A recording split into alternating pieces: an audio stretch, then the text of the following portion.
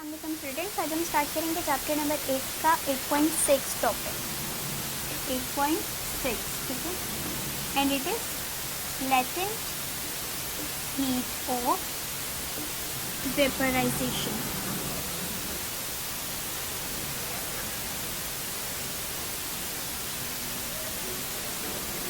Latent heat of vaporisation, ठीक है। ये क्या है? जिस तरह हम लोगों ने 8.5 टॉपिक पढ़ा था कि लेटेंट हीट ऑफ फ्यूजन, ठीक है, उसी तरह से ये सारा है कि बस हम लोगों ने लेटेंट हीट ऑफ फ्यूजन की जगह अब वेपराइजेशन को पढ़ना है कि अब वेपराइजेशन क्या होगा, ठीक है। फ्यूजन हमारे पास क्या था? जब दो स्टेट फ्यूज कर रही थी, और वो कौन सी दो स्टेट थी? वो लिक्विड और सॉलिड की, ठीक है। सॉलिड से लिक्विड या लिक्विड से सॉलिड की स्टेट जो थी वो फ्यूज होकर हमारे पास फ्यूजन दे रही थी, ठीक है। लेकिन अगर आप वेपराइजेशन को देखें, वेपर्स कब बनते हैं? वेपर्स तब बनते हैं जब पानी बॉयल हो रहा हो, ठीक है। इट मीन्स पानी के बॉइलिंग में क्या बन रहा है? पहली बात कि लिक्विड है, ठीक है। लिक्विड की बॉइलिंग हुई तो हमारे पास वेपर्स बन जाएंगे जो कि in the form of steam होंगे। तो इसका मतलब है जो अब हमने वेपराइजेशन में पढ़ने हैं वो दो स्टेट्स कौन सी हैं? वो दो स्टेट हैं लिक्विड इनटू स्टीम, जिसको हम गैस भी कहते हैं, ठीक है। Liquid into gas. तो हमें पता चल गया कि हम इसमें बेसिक डिफरेंस क्या है कि लेटेंट हीट ऑफ फ्यूजन जो है वो लिक्विड टू सॉलिड या सॉलिड टू लिक्विड में आता है। लेकिन अगर वेपर्स बन रहे हैं, इट मीन्स हमारे पास गैसियस स्टेट अब आ चुकी है। तो गैसियस स्टेट कहाँ से आ रही है? जब लिक्विड को बॉईल करते हैं तब हमारे पास गैसियस स्टेट आ जाती है। हीट का मतलब वही एनर्जी है, ठीक है। लेटेंट हिडन, ठीक है। इसमें जो हिडन चीज़ है दैट इज टेम्परेचर। तो अब हमारे पास इसके अकॉर्डिंगली पूरी डेफिनेशन क्या बनेगी कि वो एनर्जी जो रिक्वायर है लिक्विड को गैस में कन्वर्ट करने के लिए, ठीक है, जब बॉडी का टेम्परेचर यानी इन स्टेट्स का टेम्परेचर बिल्कुल कांस्टेंट रहे, ठीक है। टेम्परेचर रिमेन कांस्टेंट या चेंज ना हो, ठीक है। तो उसको क्या कहते हैं? Latent heat of vaporisation. क्या है? एनर्जी जो कि रिक्वायर है लिक्विड को गैस में कन्वर्ट करने के लिए, एंड इस पूरे प्रोसेस में टेम्परेचर चेंज ना हो, तो उसे हम कहते हैं लेटेंट हीट ऑफ वेपराइजेशन। तो अब इसकी डेफिनेशन पहले हम देख लेते हैं कि डेफिनेशन क्या होगी। So basically latent heat of vaporization is the quantity of it, the quantity of heat required by unit mass, ठीक है, unit mass to convert liquid into gas at its boiling point,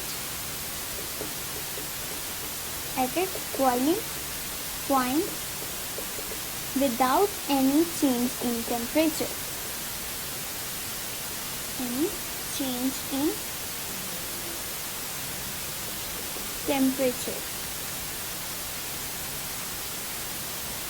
ठीक है।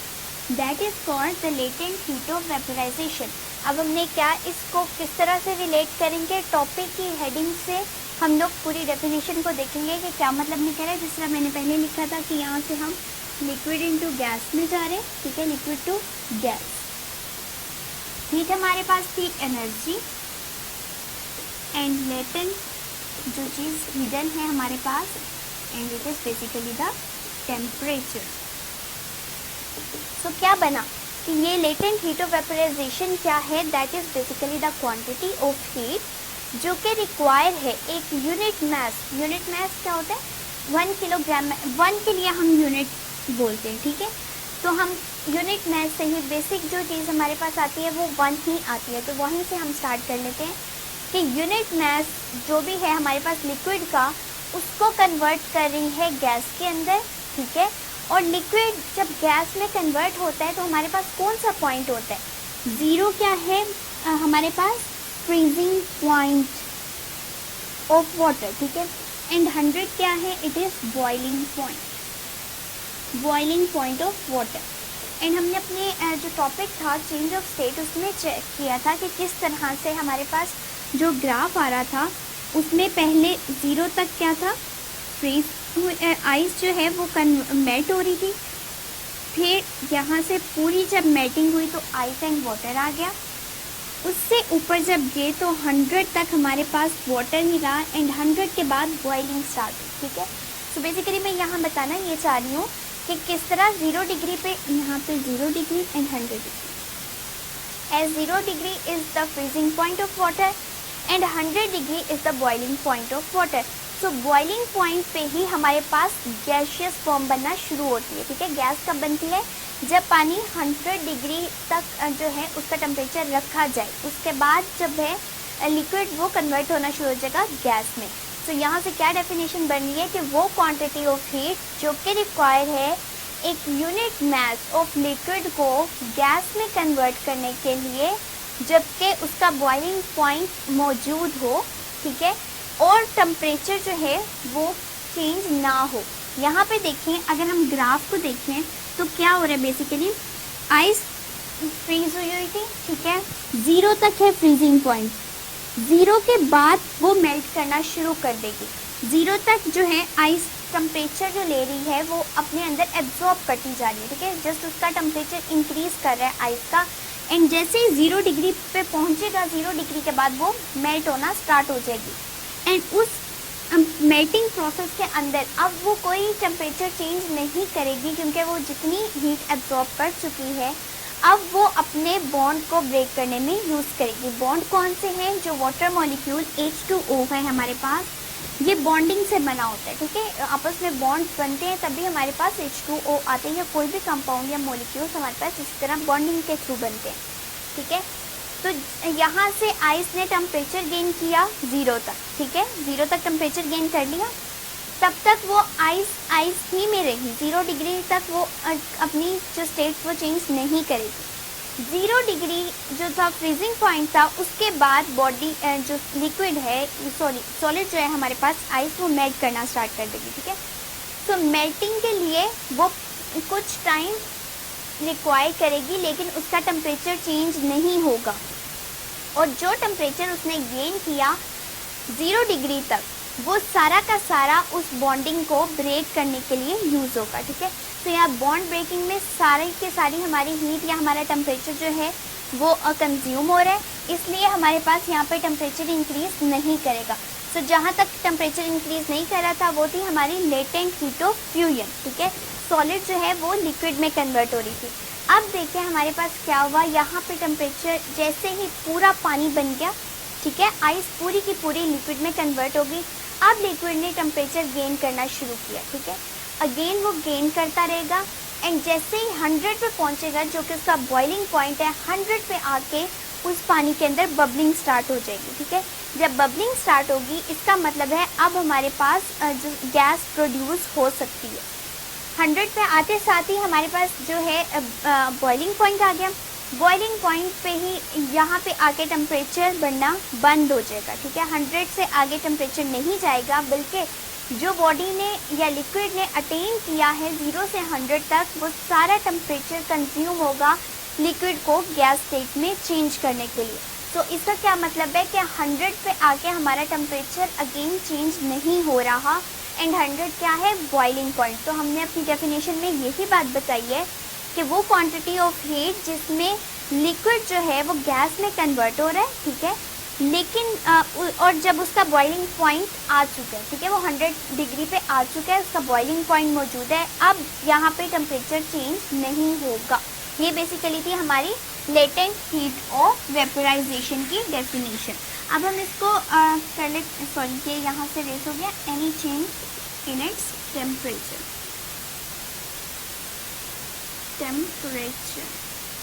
ठीक है, अब हम देख लेते हैं कि इसका फॉर्मूला वगैरह किस तरह से आएगा।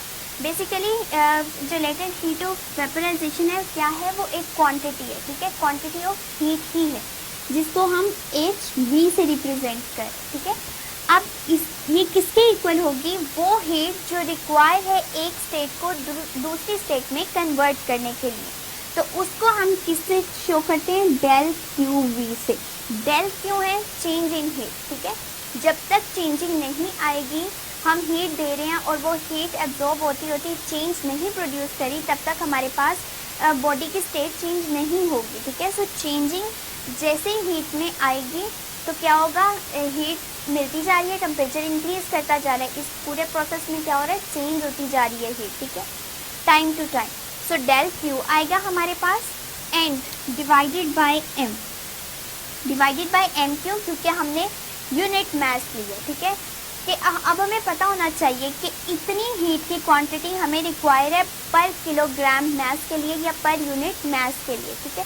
जिस तरह आप ये देखें, अब अगर हम ये देखें कि ये एच वी क्या है, क्यू वी क्या है, दोनों बेसिकली हीट ही है, लेकिन ये हीट क्या बता रही है, ये हर किलो या यूनिट मास के लिए हमें एक क्वांटिटी बताती है कि इतनी हीट रिक्वायर होगी, जबकि क्यू वी एक टोटल हीट है जो पूरे सिस्टम को रिक्वायर है। जिस तरह पूरे सिस्टम को लेट्स सपोज 1000 जूल हमें एनर्जी चाहिए, तो वो हीट जो है वो डेल क्यू होगी, ये होगी डेल क्यू वी। और अगर हमने एच वी निकालनी है तो हमें बताना पड़ेगा कि इस पूरे कंटेनर में जो हम मटेरियल ले रहे हैं वो कितना है, लेट्स सपोज वो 2 किलोग्राम है, तो अब जो हीट रिक्वायर होगी इस 2 किलोग्राम वाले को, इस 2 किलोग्राम मास को कि अब कितनी हीट उसको देनी है, वो होगी एच वी। बेसिकली है दोनों हीट ही, लेकिन ये पूरी हीट है सिस्टम के लिए। अब पूरे सिस्टम में तो हमने सिर्फ यूनिट मास की बात की, ठीक है, लेकिन अगर हम यूनिट मास से बढ़ना चाह रहे हैं तो हमें यूनिट मास का भी पता होना चाहिए एंड उस हिसाब से बढ़ती हुई हीट की क्वांटिटी का भी अंदाज़ा होना चाहिए। तो वो हीट की क्वांटिटी कहाँ से आएगी, लेटेंट हीट ऑफ वेपोराइजेशन हमें बताएगी, एच वी बताएगी कि हर अगर जो भी हम मास ले रहे हैं उसके अकॉर्डिंगली उस सिस्टम को कितनी हीट चाहिए। तो ये थी हमारी डेरिवेशन। और इधर से हम लोग क्या कर सकते हैं, हम डेल क्यू वी की वैल्यू को सेपरेट आउट भी कर सकते हैं। Del Q V is equals to M H V. इस फॉर्मूला से देखिए आप क्या क्या चीज़ें फाइंड आउट कर सकते हैं, एच वी भी फाइंड आउट कर सकते हैं, आप एम भी फाइंड आउट कर सकते हैं, ठीक है, आप डेल क्यू वी भी फाइंड आउट कर सकते हैं। अब हम लोगों ने क्या किया, डेल क्यू वी के लिए सेपरेट आउट कर लिया चीज़ों को, तो एम जो डिवाइड हो रहा था वो दूसरी साइड पे जाके मल्टीप्लाई हो जाएगा, ठीक है। तो अब हम देख लेते हैं कि हमारे पास जो है हमें latent heat of vaporisation given है कि वाटर की जब बॉयल करता है 100 डिग्री टेम्परेचर पे तो वो स्टीम में कन्वर्ट हो जाता है, ठीक है। 100 डिग्री टेम्परेचर पे वाटर या लिक्विड कन्वर्ट हो रहा है स्टीम के अंदर, ठीक है। So latent heat of vaporisation for the steam is 2.26 into 10⁵ joule per kilogram and it is H V. अब हम देख लेते हैं, हमने डिस्कस नहीं किया कि यूनिट्स क्या होंगे यहाँ पे। अब हम चेक कर लेते हैं कि यूनिट किस तरह आएंगे। जैसे हमने कहा H V is equals to del Q V over M है, ठीक है।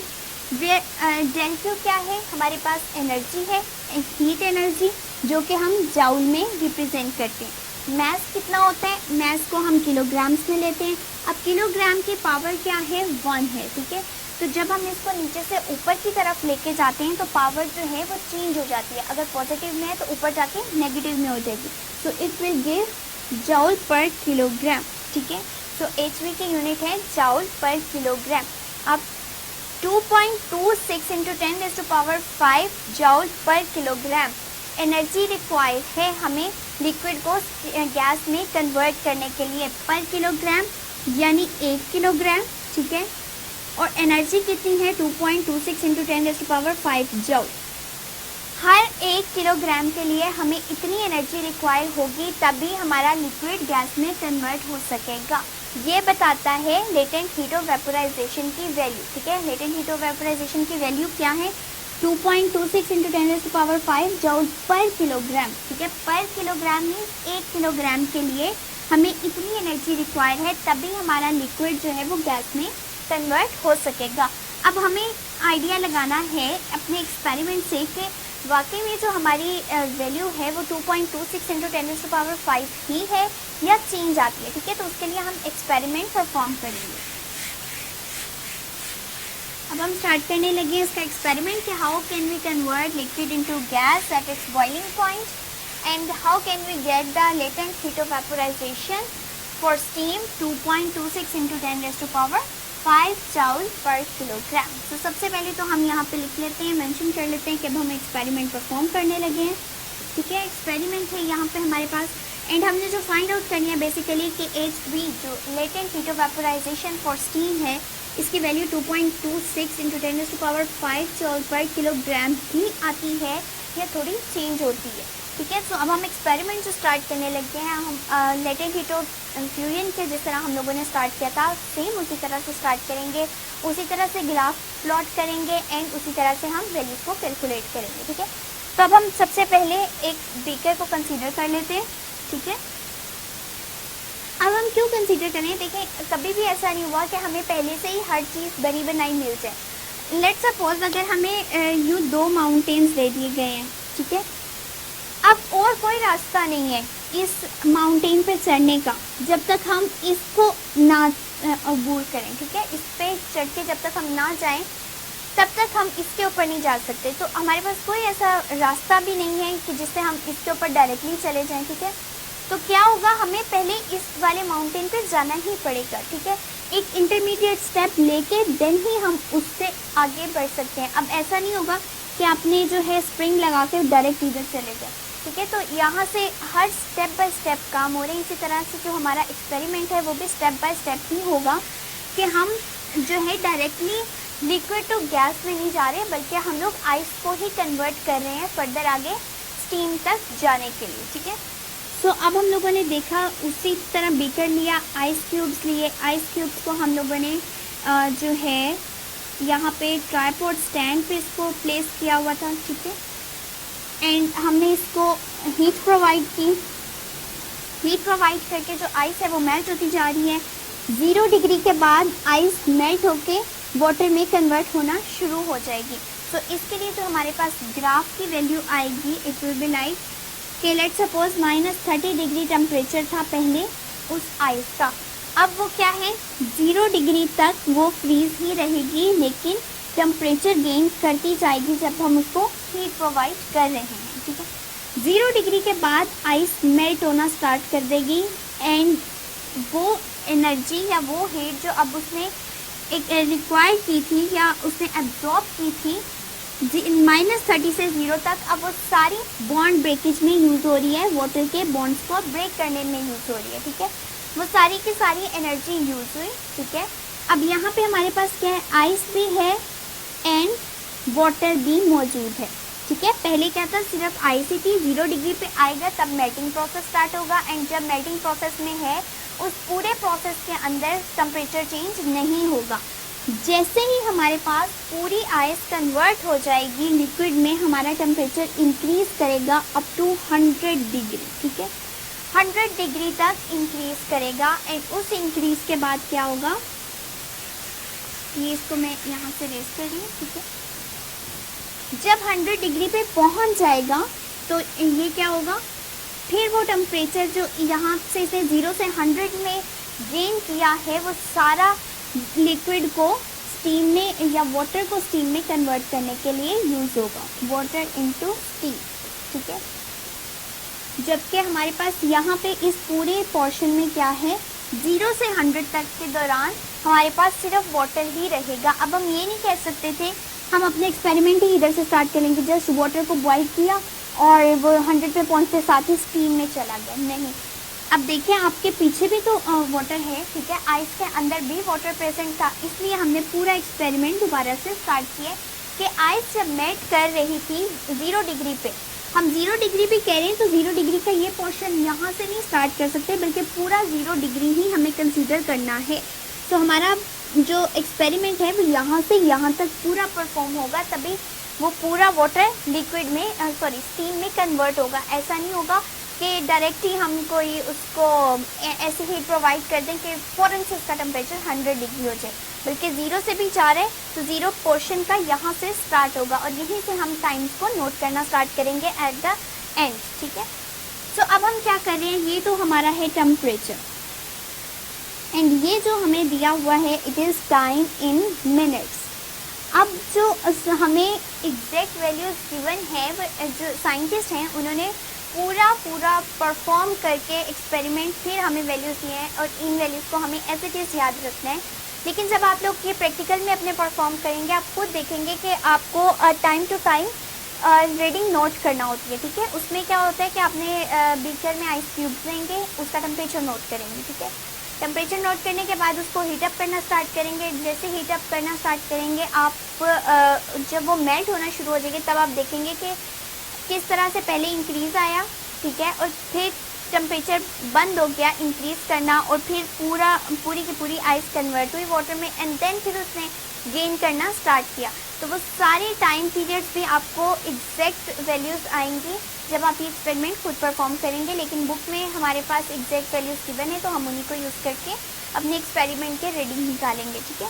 तो ये लेट्स सपोज हमारे पास है, हम बुक वाली ही लैंग्वेज यूज़ कर लेते हैं कि ये हमें दिया गया है T1, ठीक है, दैट इज़ T2, ये हमारे पास है T3, and at the end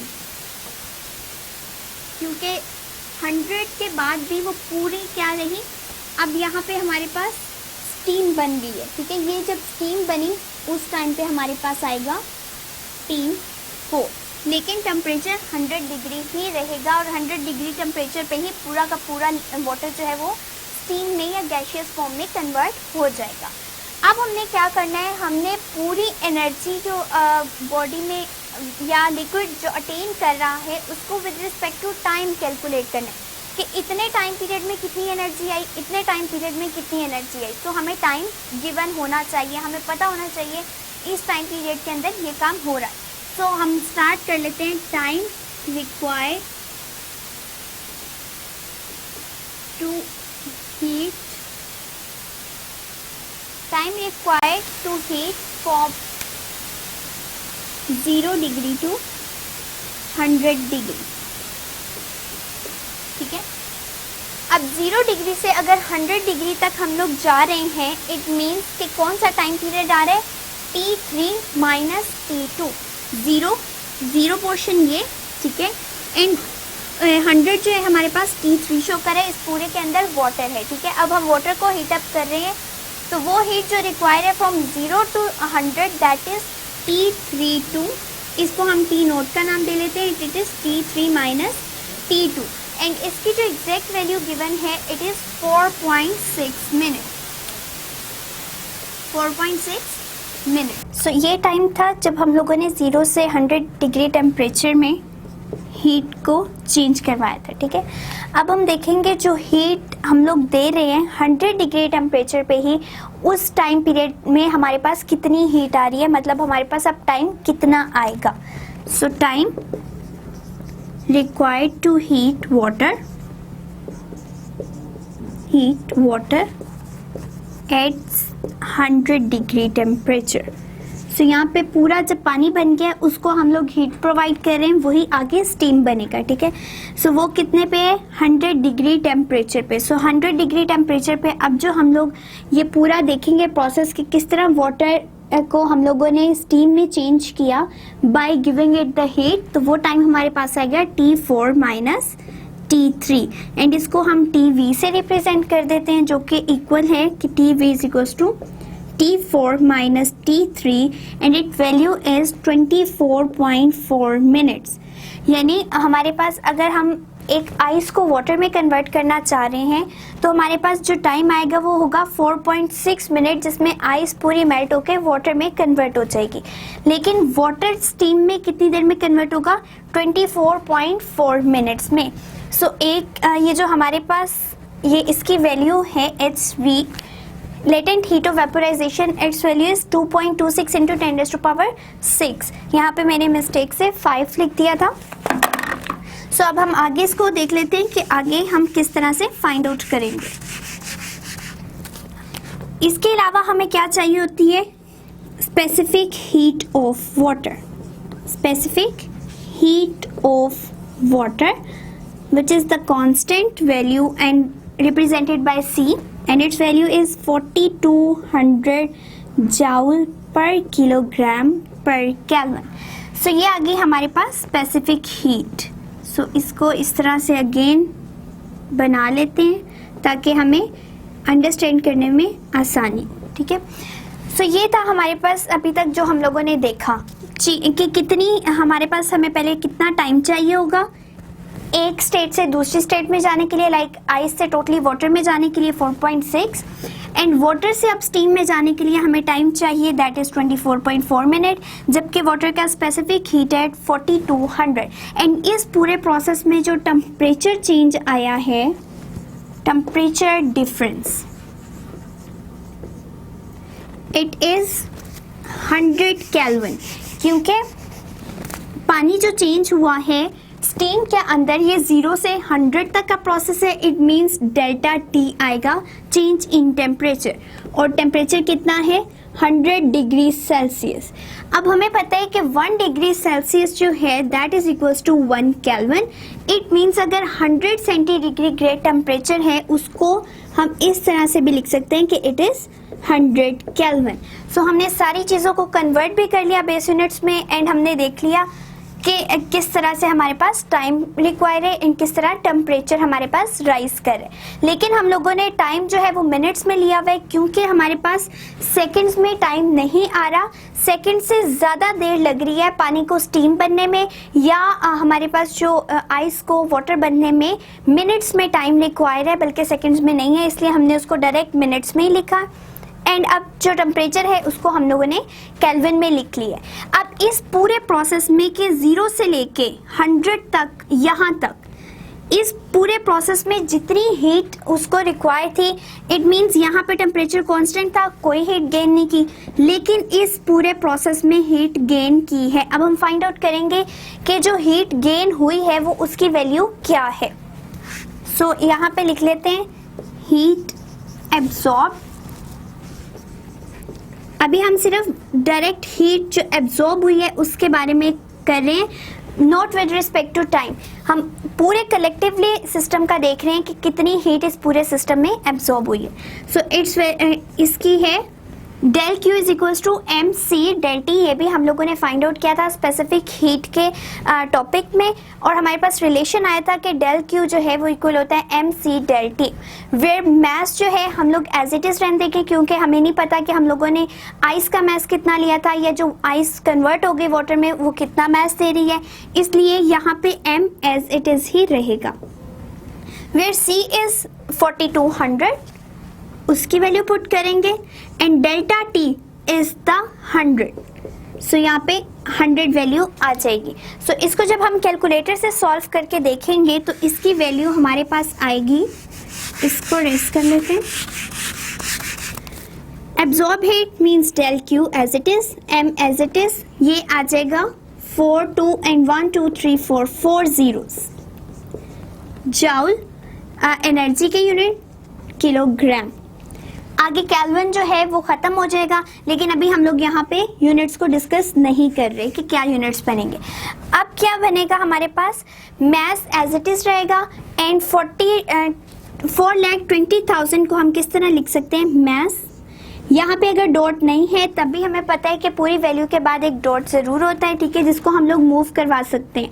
इसको मूव करवा देते हैं साइंटिफिक नोटेशन में लिखने के लिए 1 2 3 4 एंड 5 टाइम्स हमने पॉइंट को मूव करवाया है लेफ्ट साइड पे, तो हमारे पास क्या बन जाएगा 4.2 into 10 raise to power 5 which will be equals to del Q, ठीक है। एंड डेल क्यू का अगर हम यूनिट लिखना चाहें तो वो क्या बन जाएगा, जाउल पर किलोग्राम।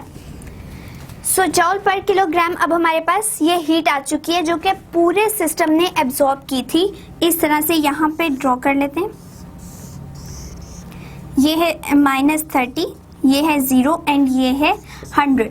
अब इस पूरे प्रोसेस में 0 से लेके जो 100 तक एनर्जी एब्जॉर्ब हुई है वो कितनी है, that is m into 4.2 into 10 raise to power 5 joule per kilogram.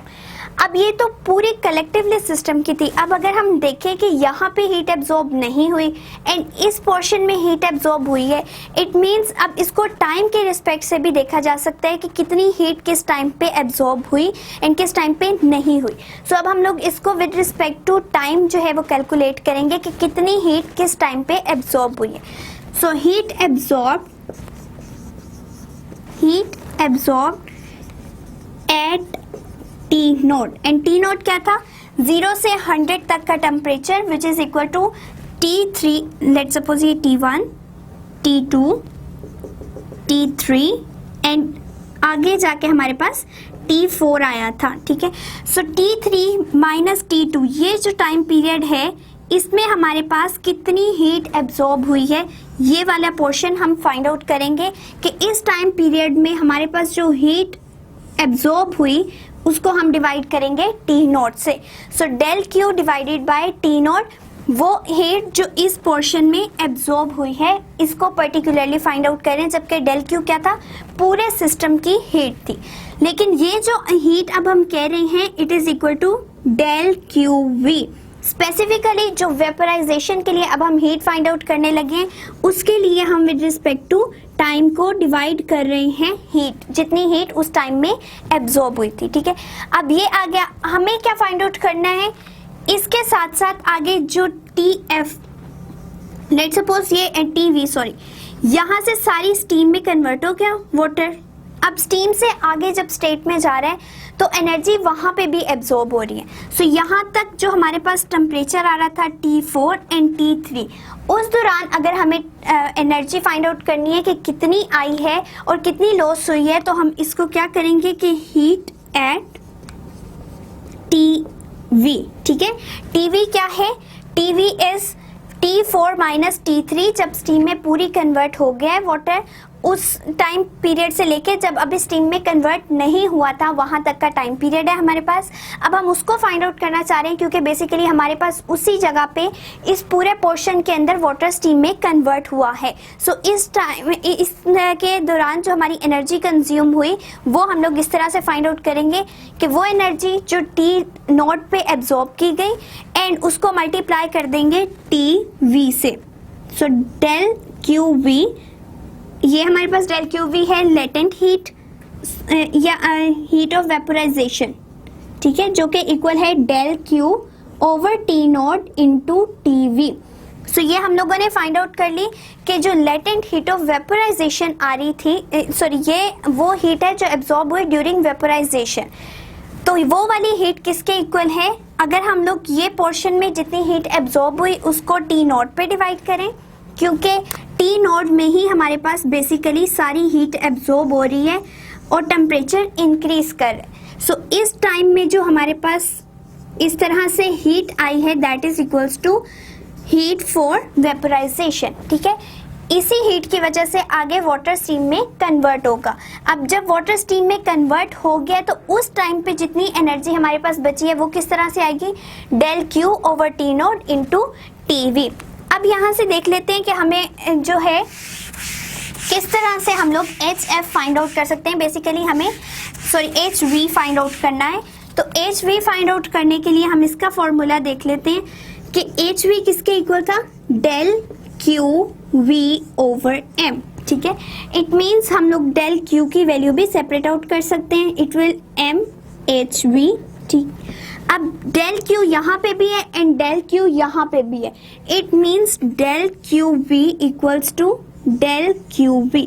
दोनों साइडें जो है वो इक्वल आ रही हैं, तो उनकी जो राइट हैंड साइड है वो भी इक्वल होगी, means MHV will be equal to del QV over T naught into TV। अब यहाँ देखें हमारे पास डेल Q की वैल्यू क्या है, m into 4.2 into 10⁵ so del Q की वैल्यू भी पुट की जा सकती है। अब यहाँ पे हम डेल Q की वैल्यू पुट कर लेते हैं। सो डेल Q की वैल्यू हो जाएगी MHV equals to m into 4.2 into 10⁵, where H note हमारे पास कितना था 4.6 एंड H नोट है क्या, basically H naught is equals to T3 minus T2 and जो TV है इट इज 24.4 एंड TV क्या है, it is T4 minus T3। सो ये हमारा वो टाइम पीरियड है जब हीट एब्जॉर्ब की गई एंड अब उसने स्टीम में कन्वर्ट होना है, तो स्टीम में कन्वर्ट होने के बाद वो टाइम पीरियड कितना आया टीवी का, ठीक है। सो 24.4 हमारे पास वो था जब वाटर स्टीम में कन्वर्ट हुआ एंड 4.6 है ये। 4.6 कब है हमारे पास, जब अभी वाटर एब्जॉर्ब कर रहा है हीट फर्दर कन्वर्ट होने के लिए। सो यहाँ पे दोनों साइड्स पे m आ रहा है, m से कैंसिल हो जाएगा एंड बाकी वैल्यूज को अगर हम कैलकुलेट कर लें बाय कैलकुलेटर तो फिर हमारे पास वैल्यू आ जाएगी hv की। सो 4.2 into 10⁵ multiply by 24.4, so it will give एक लार्ज वैल्यू आ रही है जिसको हमने डिवाइड करना है 4.6 पे। So it give 2227826.08। सो पहली बात है कि हमारे पास वैल्यू किस में आ रही है, साइंटिफिक नोटेशन में। इट मीन्स हमें इसको साइंटिफिक नोटेशन में कन्वर्ट करना पड़ेगा। पॉइंट कहाँ पे आ रहा है, पॉइंट यहाँ पे प्रेजेंट है, इसको हम मूव करवा सकते हैं, ठीक है। इसको मूव करवाना शुरू कर दें लेफ्ट साइड पे 1 2 3 4 5 एंड 6 प्लेसेस हमने इसको मूव करवा दिया। इट मीन्स अब हमारे पास क्या बन जाएगा 2.22, ठीक है। एंड इस 2 के बाद क्या प्रेजेंट है, 7 प्रेजेंट है। इसका मतलब है इसको राउंड ऑफ किया जा सकता है क्योंकि अगली वाली वैल्यू ग्रेटर देन 5 है। इट मीन्स ये यहाँ पे 1 इसको कैरी दे देगा and it will be 2.23 into 10⁻6। सो हमारी जो कैलकुलेटेड वैल्यू है हमने खुद कैलकुलेट की, it is 2.23 into 10⁻6 for HV and unit will be joule per kilogram. लेकिन जो हमें गिवन है बुक में एंड जो एक्सपेरिमेंट के through I that was 2.26 into 10⁻6। दोनों वैल्यूज मिलती जुलती हैं बट कुछ पॉइंट्स का डिफरेंस आ रहा है एंड कुछ पॉइंट का डिफरेंस तो आ ही जाता है। इसलिए जो हमारी फ्यूजन की थी लेटेंट हीट ऑफ फ्यूजन उसमें भी कुछ पॉइंट का डिफरेंस आ रहा था और इसमें भी आ रहा है, बट दोनों वैल्यूज एक्यूरेट हैं क्योंकि पॉइंट के बाद जो डिफरेंस होता है वो ज़्यादा कंसिडरेबल नहीं होता। सो हम लोगों ने इस पूरे जो आर्टिकल है उसमें यही किया है कि जस्ट HV की वैल्यू फाइंड आउट की है कि HV की वैल्यू फॉर स्टीम कितनी होगी। HV क्या है कि इतनी हीट चाहिए पर किलोग्राम मास को प्रोवाइड करेंगे तभी वो लिक्विड से गैसियस स्टेट में आ सकेगा। सो उसके लिए हम लोगों ने ग्राफ की हेल्प ली थी जो कि इस तरह से था एंड 0 एंड 100 के दरमियान ही सारे प्रोसेस हो रहे थे कि 0 से पीछे जो था फ्रीजिंग पॉइंट था, 100 से आगे बॉइलिंग पॉइंट था एंड जितनी हीट एब्जॉर्ब हुई बेसिकली हम लोगों ने वो फाइंड आउट की एंड उसके अकॉर्डिंगली मास को देखा एंड हम लोगों ने फाइंड आउट कर ली latent heat of vaporisation which is 2.23 into 10⁻6 by experiment.